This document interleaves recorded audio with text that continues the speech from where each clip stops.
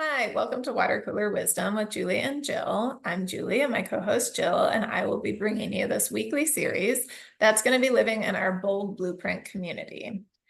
Bold Blueprints is a separate page on LinkedIn, so we hope you're following it. And this is, like I said, going to be a weekly series. It's going to be short topics that Jill and I would talk about if we ran into each other at the water cooler in an office. So this week, we're excited to talk about compensation. And a big part of compensation is also self-worth. So next week, we'll be talking about self-worth.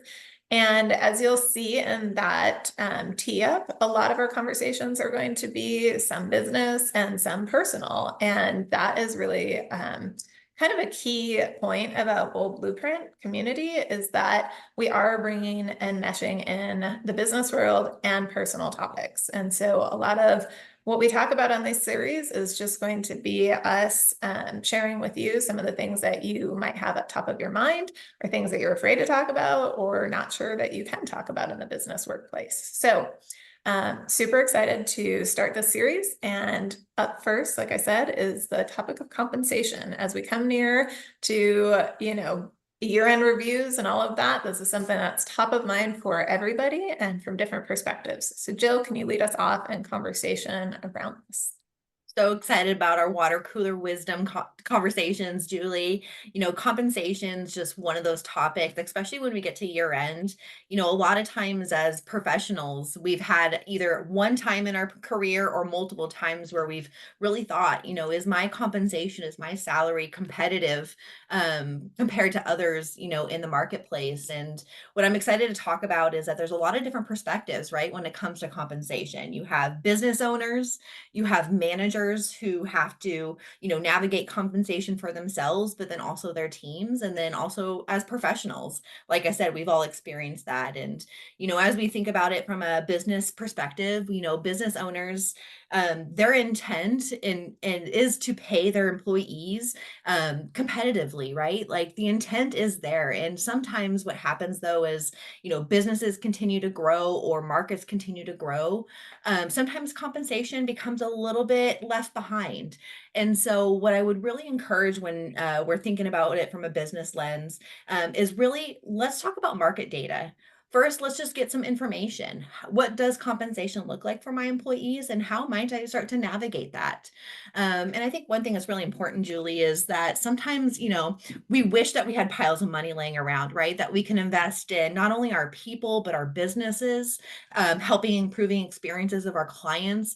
But absent of that pile of cash laying around, I think one thing that we can think about is how to be a little bit more strategic and think through maybe stages of how to implement pay increases. Maybe you start to invest in an individual knowing that you want to get them to a certain market rate, but you increase their salary every 7 or 8 months. So you might take a different path with different individuals. So I just really encourage businesses to think about it through more of a phased approach. And I think as managers, right, that perspective and understanding how a business operates and does compensation versus how to advocate for their team. I mean, Julie, you've been a manager in the past. What perspective would you have to share around compensation as a manager?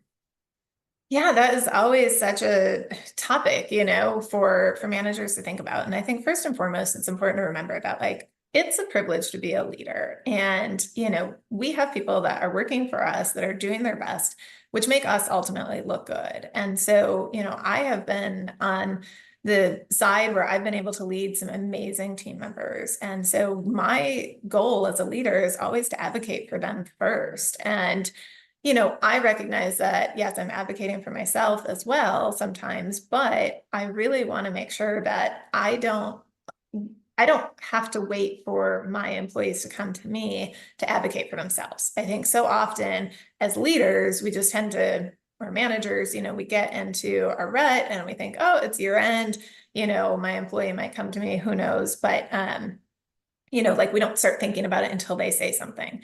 And I prefer to just get ahead of it and always advocate with, either just giving them credit in, public settings or, doing things on my own and personally investing and giving them, monetary gift cards for a job well done or something like that. And some companies have that where they do that, and offer that as a program. But I think I've always had to be a little creative when it came to that, because ultimately, yes, I'm a manager and I'm a leader, but I didn't necessarily control the overall budget that I was given. And so, with my employees, I've done different things. So for instance, one of my employees, when I was hiring her, she asked me for a couple thousand more dollars. She was like, I just, if I could get this, it would really help. And so I went to my manager at the time and said, here's why I believe that she deserves that. And my manager approved it. And I went back to my employee and I said, don't ever be afraid to use your voice. You should have should have asked for more, that you're worth more. And so, at the same time, when it came time for merit increases and, raises and bonus money, that year we didn't hit our full bonus. And she did a great job. And I also knew I brought her in at a very fair rate. So I chose to reallocate the small amount that she was going to get for her raise to give to a different employee, because that employee had been at the company for a while and she was also probably underpaid. And so, I gave her 2% raise to the other employee. And I explained that to her. And that was, again, some people have the ability to be very transparent with their employees and some people don't. And I chose to be transparent with the woman I brought on. And I said, I brought you in at a very fair market price. I got you this much when you started. And, I'm unable to give you a raise this year, but keep up the good work and, we'll talk next year. So that's just something that I've done. And again, just being creative with where you can do that for your employees. I think it's really important to note that, right? As a manager, not waiting for someone to come ask you, but instead, when you can see the data, right, and you can see that there's some change that needs to happen or inequity that's happening, I think it's on us as leaders to take that action, whether it's escalating it to our managers or connecting with HR to talk through how do we get the employee to that right place. So I think that's a really great call out. And I appreciate you sharing that perspective and also the ability to be creative. I think sometimes understanding how your business operates and what are some of those different compensation components, those different levers that you can pull as a business and as a manager is really important. Yes. Because even just like sometimes thinking about time off, or what can I do? Can I give them more work from home days? Or, what else can you Bonuses. do? Thought Right. bonuses for work well done, knowing Yes. that at the end of the year, those, bonuses might look a little bit different. So I think there's a lot of different creative components. And I think also as professionals, right, knowing what different compensation components are out there that could be potentially a conversation piece when we go in and we're advocating for ourselves. And, Julie, we talked about this a little bit as we start to pivot now, talking about professionals and how to advocate for self and think about compensation and the ability to build your story and build your case starts a little bit with documenting your milestones and documenting the ways that you're adding value. Tell us a little bit about what it looks like from your view as professionals, like what can we be doing, right, to start building our case so that when we're ready to have the conversation and advocate for ourselves, we have that beautiful story to tell. Yeah, I think, you said something so relevant too, is like documenting your case. So like when you're creating goals for yourself year over year, make sure that they're realistic goals and things that you actually want to work on and things that you feel passionate about and or can accomplish. Because the worst thing to do is to overset your goals to where something that you can't get to, because you're going to be judged based on whether or not you met. Well, many companies judge you based on and evaluate you based on what goals you actually met from year to year. And so if you can't show progression in the majority of your goals and on a day to day, week to week basis, I think that's going to be a little bit harder of a sell. Do you have any other thoughts, Jill? The other thing that I would add is if you work in a role or in an industry that's very relationship based, I think one thing to also capture along the way is the way that you're creating and impacting either client experience or other employee experience, right?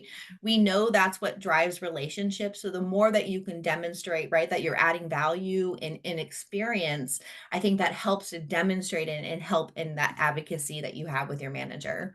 I think there's a couple of things that as professionals that can help you kind of in that conversation. Is one is market data. We talked about that with a business, but understand there's a plenty of free resources out there, but go out, do a little research, look for roles that are similar in kind of scope. But then also your experience in that role is relevant, right? You want to make sure that you're being paid competitively. And I think it's more than just understanding what to say to your manager. It's also based on timing. When do you go have that conversation with your manager? Is it right before end of year? Is it after maybe first quarter? So understanding not only what to say, but when to say it is just as important as professionals. Yeah. And, unfortunately, sometimes when you do advocate for yourselves, the answer is no. And, when you do that and you get that no, how you respond to it is really up to you. And so for me, I've thought in the past, is it a no now or is it a no for always? And so I think that that's two totally different things, and how your manager handles that. Like I said, if it's a no for now or a no for always, is going to tell you a lot about where you stand at the company or your leadership. And I also think it's important for managers and leaders to recognize how you respond to employees that are asking for help or advancement really is going to make or break whether they stay. Because, I've seen it where a manager gets that and they say, okay, here's a plan. Let's come up with a plan together. Let's figure out how we're going to advance you over the next 7 months, 8 months, year, 2 years. But I've also had it happen where it's a nope, we're not interested in that. You're just going to be here, and that's where it is. So, Jill, what else do you have to add to that? No, I think that was great, Julie. And I would just encourage individuals to know that, right? Businesses don't have these resources necessarily just lying around. So having that conversation, being productive and engaging and saying if it's a no now, then what does that look like in the future? And then being able to decide for yourself, when it comes time, what does my move start to look like? And, often we need a resource or someone to be able to help talk through some of these different situations. And it can be pretty isolating when you're dealing with compensation or salary, questions or challenges on our own. And, I just want to offer to all of our amazing colleagues out there that, for myself, I am here as a resource. I'm offering actually compensation conversations to help either businesses or individuals navigate those compensation questions, and also help build a case as you're thinking about how do I advocate for self. So there's a link actually below for individuals who might be interested in that. Follow up and be happy to have those conversations. And Julie, I've absolutely loved this conversation about compensation. I think it can be so impactful for individuals and for businesses. And I know next week we're teeing up our conversation about worth, and really excited about what that's going to look like.